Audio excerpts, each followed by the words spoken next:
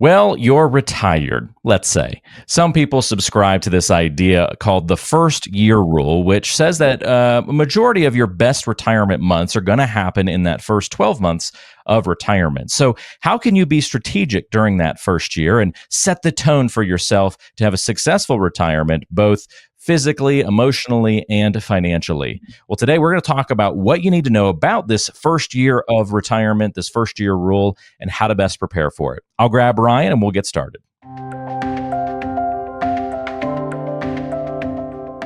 Back again on the Pilot's Advisor, Walter Storholt alongside Ryan Fleming, a financial advisor specifically working with pilots for many, many years, helping them get to and through retirement. Ryan, great to chat with you again today. How's life treating you? Life's pretty good, Walter. You know, we're into football season now, and of course, I love college football. I love NFL football. The only problem I'm having is on Tuesdays and Wednesdays, there's no football, and I don't understand that. I mean, can't we just fill You in the whole immediately week got now? rehooked, and now they take it away for 2 days, huh? Yeah, I mean, you might as well, now that we have it on Thursday, we have it on Friday, we have it on Sunday, Monday. Why not just fill in the whole week? Because I don't know what to do with myself for those 2 days. Wasn't there actually a Tuesday game? I have to go check, but didn't Missouri play Kansas or something on a Tuesday or like a special game of the week? I missed it, but maybe that was... It's possible, but I missed it. I was looking, going, it just feels like there should be another game. And I was like, well, I guess it's Tuesday and Wednesday. But yeah, I would not be surprised if that starts to change over time, just because certain teams know that they could get on TV by taking on one of those days. Yeah. No different than it used to be. I think it was, the Thursday night game. You remember it was Virginia Tech, Beamer ball. Right. And, and the Hokies really took advantage of that Thursday night game for a long, long time. Yeah, absolutely. It might be a chance for some smaller schools to get night games versus getting shoved into that noontime slot and that sort of thing. So yeah, it'll be interesting to see how it plays out. I don't really post on social media outside of work, the Pilot's Advisor very often, but yeah. Week one, I was able to run into Kirk Herbstreit and hang out with him on the sidelines. Did you see that picture? Nice. No, I didn't see it. Yeah, it was almost 25 years to the day that I got interviewed. We'll put it up on the screen for our YouTube audience so they can see it. Okay. But yeah, it was almost 25 years to the day where I was actually interviewed by Keith Jackson and then Kirk Herbstreit. Wow, so that's cool. Keith Jackson actually called our game when we played at Notre Dame, and it was my junior year, I believe. And, Keith Jackson being the voice of college football, that's kind of like where I feel like I actually arrived and was actually a player and all this stuff. And I had a pretty big day. And just remembering back, Keith Jackson said something about me dominating him or something like that. And I was like, all right, now that Keith Jackson said my name and that, I feel like I'm somebody now. So I'm going to clip that and use that in the future. If only it was so easy to clip things like that in the past in your playing days, you'd have probably a lot more, good footage to turn to in the comments and highlight reels that people would have created for you and all that good stuff. Well, unfortunately, that's been many, many years ago, back when they had leather helmets. Now, I don't know where the time has gone. Okay, wasn't that bad. I love it, though. That's awesome. Well, we'll put it this way. Larry Fedora has been retired for a few years, and that was my old position coach. And of course, I bring him up because, you knew him when you're at North Carolina. So. Yep, absolutely. Got to interview Larry on his introduction day into being the UNC head football coach, which was pretty cool. Right after his press conference, walked over to my radio table, and we were the first ones that got to do an interview with him, which was pretty neat. So, and we had him on the podcast a couple of months back, which was cool. We did. Imagine how easy this podcast would be for the two of us if it was a sports podcast or college football. Look at us; we can just run with this whole episode. That's right. Exactly. I thought we were going to talk about retirement planning and retirement, but let's just talk about college football. I love it. Well, no, let's give the people what they want. We promised to talk about finances, right? If they clicked on the thumbnail expecting talk about that first year rule of retirement, I suppose we should deliver on that. So fine, okay. I'll be the parent of the conversation, Ryan, and make sure we get there. Somebody definitely has to be the adult supervision, and it is not me.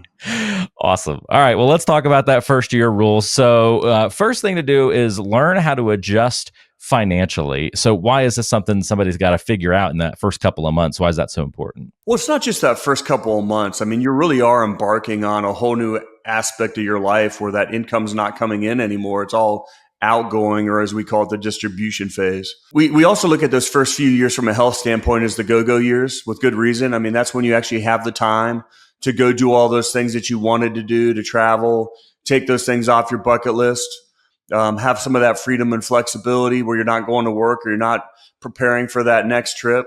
But it's really interesting too, because I get to watch how people handle it in much, much different ways. I think that retirement in general, you really have to have a purpose, a reason still to wake up.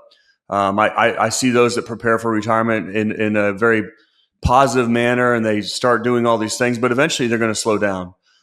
Doing a lot of massive changes prior to retirement, I think from a planning standpoint, makes it very, very difficult. I think, when we sit down with a client, we're getting close to retirement, and they've stayed in the same house.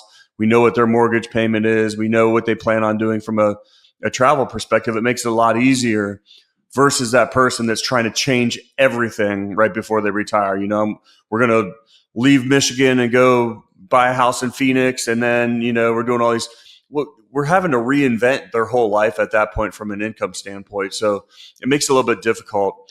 But so that first year with all those changes, you have to be very, very flexible. We have to really look at what your income needs are above and beyond, say, your pension or your Social Security, and not even getting into increased medical costs over years. Yeah, it's a great point. And I know a lot of that focus goes into the spending part of the equation too, when you're talking about adjusting.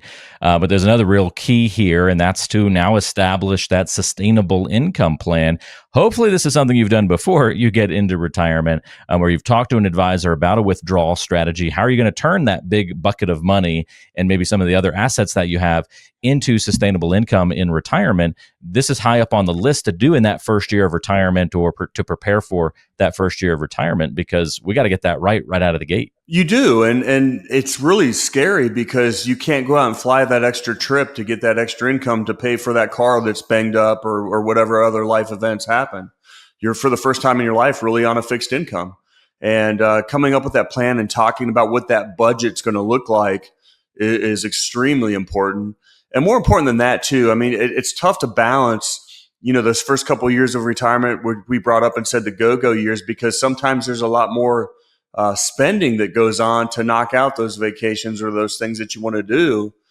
But on top of that, when we talk about sequence of returns risk, it really is those first couple of years. It's, if you have a down market right when you retire, right when you're starting to pull income from your 401k and other retirement assets, it has a massive effect on the next 30 years. You can really blow up your retirement plan versus somebody that retires in those first 3 years of retirement. They have this fantastic markets, a fantastic market with lots of growth, and suddenly their 401k looks completely different than it did when they first retired. And so that constant analysis, that conversation, watching the income, and also understanding the tax consequences of pulling from your IRA or 401k when it's tax deferred money.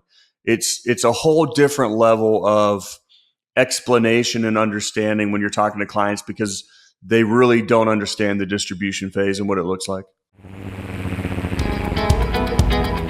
Attention aviators, when you've spent years in the cockpit managing the complexities of flight, isn't it time you navigated your retirement with the same precision?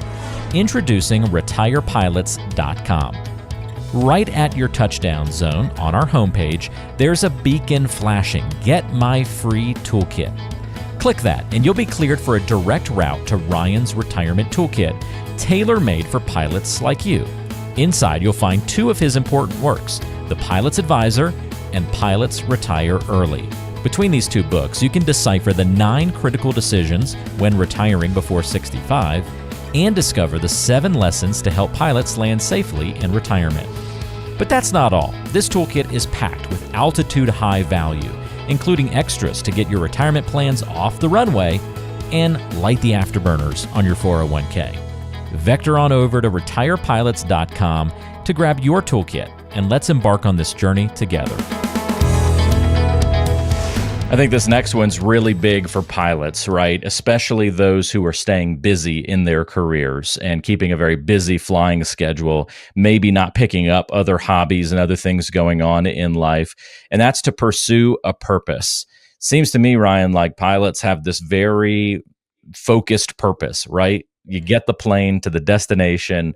There's repetition in it. There's, although it's a difficult routine, there's routine in it. And then that goes away in retirement. We're not even talking about the money part here. This is just what are you going to do with your time, your energy, your mind, physically, all of those kinds of things. Well, and I think it's something that's very scary leading into retirement. I always joke that I'll work to the day I die, and I think I will, just to have, as much as sometimes I don't want to wake up and do a podcast with you, or I don't want to answer emails, but it gives you a purpose. It gives you some direction. And I do think that that's one of the scariest things going into retirement is what are you going to do? You're not going to have that flight that has defined your schedule for the last 30 years. And I get to watch a lot of people. I was going to suggest podcasting could be your your retirement career.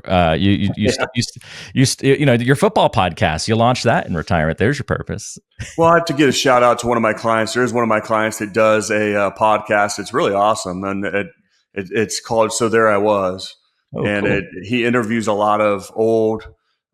Sorry, I did say old. I apologize for that.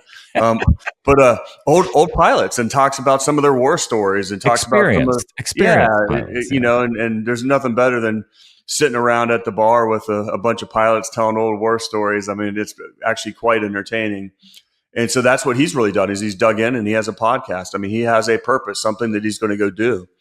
To share another one, because it's tough to watch. I mean, some people really thrive in retirement, and other clients, they struggle. I recently had a client that told me that he was fighting for his sobriety, and which I think is awesome. I mean, but what really changed for him was he always had a flight, or he knew he had to fly, so he had didn't drink. He had a reason not to.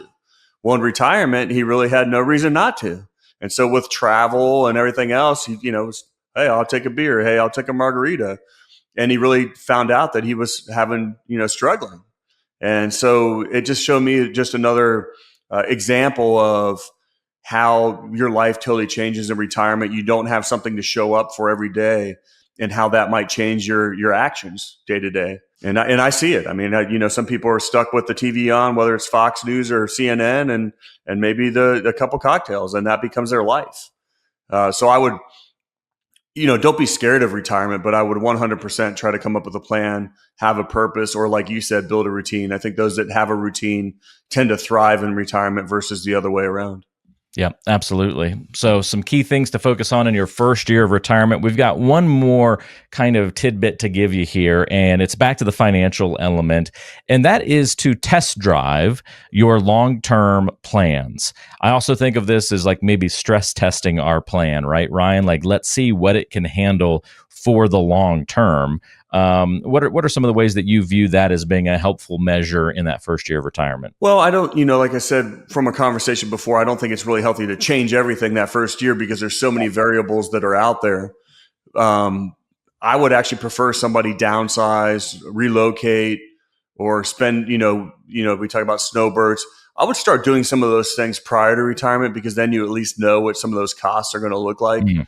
So don't necessarily retire and then immediately go buy the, Class A motorhome and the two vacation homes and like implement this very specific plan for retirement because you may not end up wanting to live that lifestyle. Is that kind of what you're getting? Well, that and the increased cost to do all those things. I mean, when all these things that really, really matter, where those first few years of retirement actually determine how life's really going to be because of that sequence of returns when you start drawing income from all that you've saved over the years.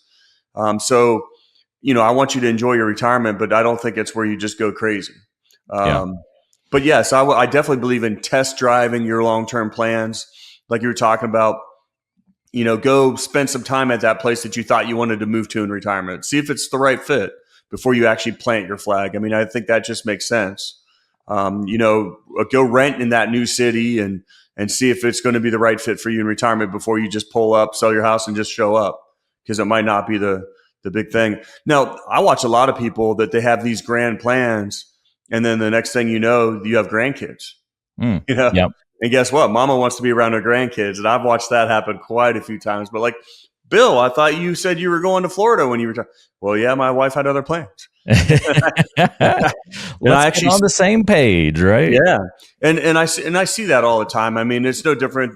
We talk about, we can do our best to plan for life, and then life happens. But I think having positive, good conversations with your financial advisor, with your spouse, really thinking about retirement versus just showing up is going to help you and benefit you in the future. Yeah, absolutely. Well, there's habits, routines, choices that you make early in retirement that are going to echo through the years ahead. So don't make mistakes during that year of retirement, that first 12 months. Be intentional about it. Plan for as much of it as you can in advance, and you'll be set up much better for that financial future that you're going to face. If you've got questions, you want to take a look at your specific plan with an advisor like Ryan Fleming, who works exclusively with pilots all across the country.